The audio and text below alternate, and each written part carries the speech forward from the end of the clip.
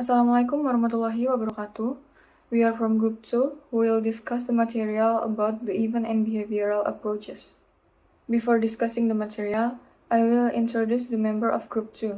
The first one is Felisa Angelita Sandy with the last ID number 038, Aulia Puja Dewanti with the last ID number 100, Rara Widitanaya with the last ID number 112, Shiva Novia Suryanti Putri with the last ID number 147, and the last one is Andi Bagas Pranamana with the last ID number 403. Okay, the first material I will explain about events approach. So the events approach in accounting is an approach that emphasizes the importance of presenting information about relevant and directly observable accounting events. The goal is to provide data that is useful for various decision-making models. This approach is not only limited to financial transactions, but also includes various economic events that have a significant impact on report users. Thus, this approach encourages the expansion of information presented in financial statements to be more informative and useful. The usefulness of the events approach in managerial accounting can be affected by several important factors. One of them is the psychological type of decision maker, which can affect the way information is processed and used. In addition, the presence of information overload is a serious challenge, especially when companies try to measure the characteristics of all important events that affect them. Another obstacle is that adequate criteria have not been developed to select the truly crucial events. On the other hand, the difficulty in measuring all event characteristics is also an obstacle, given the limitations of technology and methods in accounting today.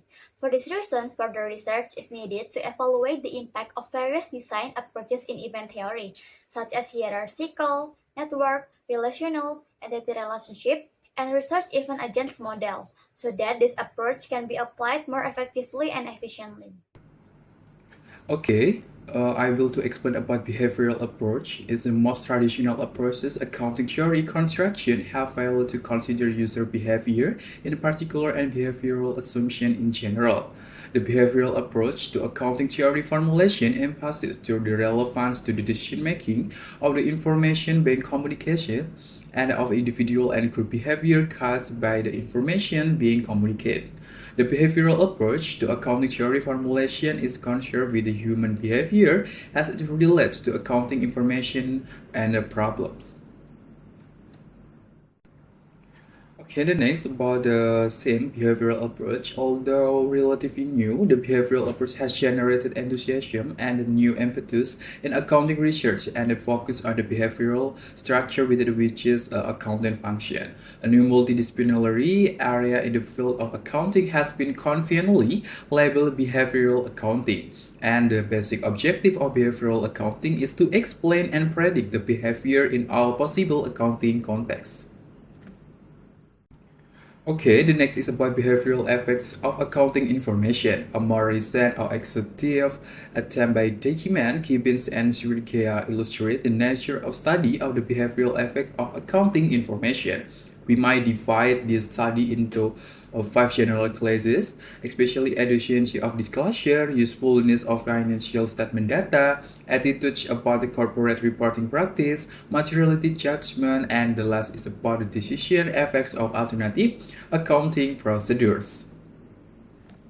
Okay, I will explain about human information processing approach. This approach emerged from the desire to improve both the quality of financial information provided to user and users' ability to understand and utilize that information for decision making. It adopts theories and models from cognitive psychology to transform accounting problems into general information processing issues. The next is main components of the information processing model. There are 3 concept components in this model. The first is input, refers to the information or cues reserved by the user for processing. Important variables in input studies include scaling characteristics of individual cues, statistical properties of the information. informational content or predictive significance, method of presentation, context of the information. The next is process. Describe how the information is processed in the decision maker's mind. Key influencing variables include judgment characteristic and decision rule characteristic. The last is output, refers to the end result of the information processing, such as decision, prediction, or judgment. Focus on quality of judgment and self-insight during decision making. Okay, next material is for major approaches in information processing studies. Number A is lens model approach, developed by Brunswick. This model recognizes the interaction between environmental variables and individual responses. It is used to assess human judgment based on a set of explicit environmental cues. In accounting, it is used to examine the accuracy of judgment, consistency, consensus, and predictability. Policy capturing studies that assess Q importance. Number B is probabilistic judgment or Bayesian approach. Examines whether human probability judgment align with Bayes' theorem. Findings show that humans often exhibit conservatism, meaning they underadjust their probability estimates compared to the Bayesian model.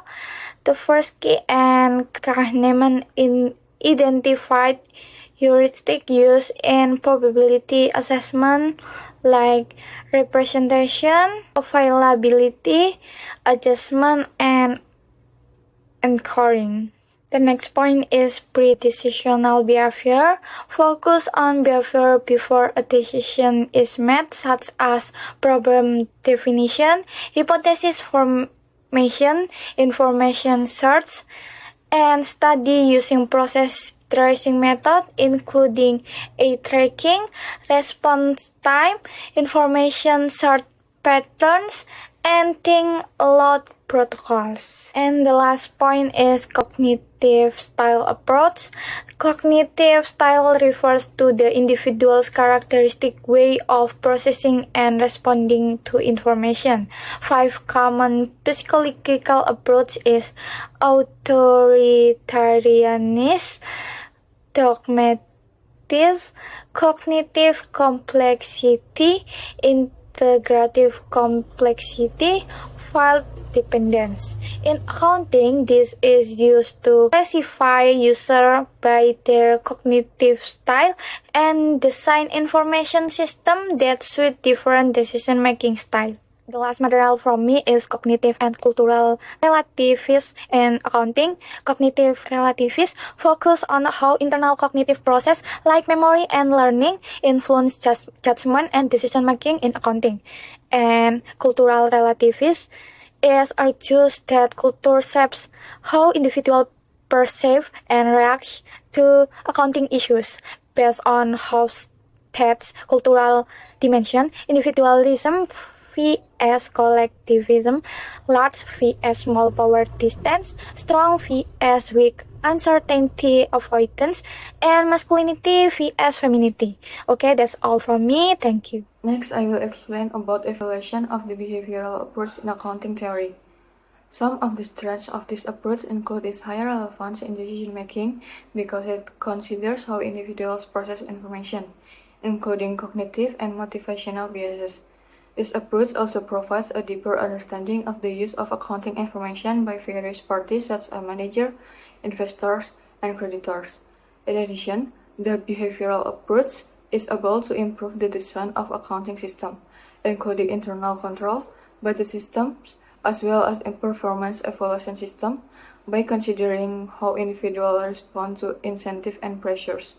It is also able to explain certain accounting phenomena that are difficult to understand through traditional approach, such as earning, management practice, or investor response to information. Furthermore, this approach underscores the importance of the human aspect in accounting, opens up room for a system improvement for better behavior, and support the development of more realistic and contextual accounting theories. However, this approach is not free from weaknesses. One of the main weaknesses is the lack of generalization because human behavior is strongly influenced by situational context, culture, and individual character. In addition, there are difficulties in quantitatively measuring behavioral concepts such as motivation and perception. Behavioral research is also prone to researcher subjectivity and bias, thus requiring very careful research design. Despite many studies, there is no single unified theory that can truly explain all interaction between behavior and accounting. The resulting findings are also sometimes difficult to be practically applied by accounting professionals. Another criticism is that the contribution of this approach is not considered unique because it only applies principles from psychology or other social science. In addition, research in this area tends to be complex and costly and time-consuming. That's all from us. Thank you for watching this video. Wassalamualaikum warahmatullahi wabarakatuh.